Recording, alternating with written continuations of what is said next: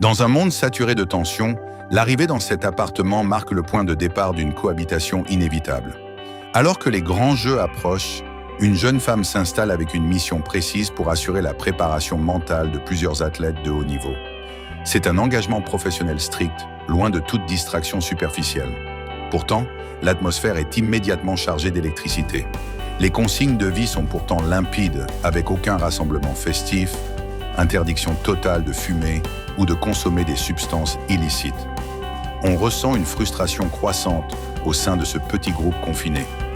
Le contraste devient saisissant entre la réalité brute du quotidien et cette quête absolue de la perfection physique et psychologique. La tension est omniprésente dès les premières minutes. On s'interroge sur la possibilité de rester curieux envers autrui dans un environnement que l'on finit par juger méprisable. On évoque la préparation spirituelle, cette sensation de lourdeur qui envahit progressivement chaque fibre du corps, mais l'adhésion n'est pas unanime.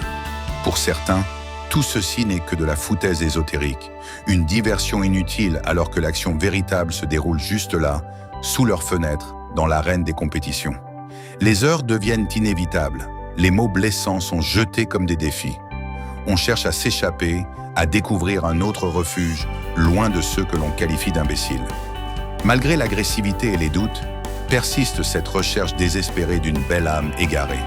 Est-ce véritablement le paradis sur Terre ou une simple mascarade urbaine actuellement? Ce film décortique cette dualité profonde, ce besoin vital de trouver une direction quand les repères s'effacent.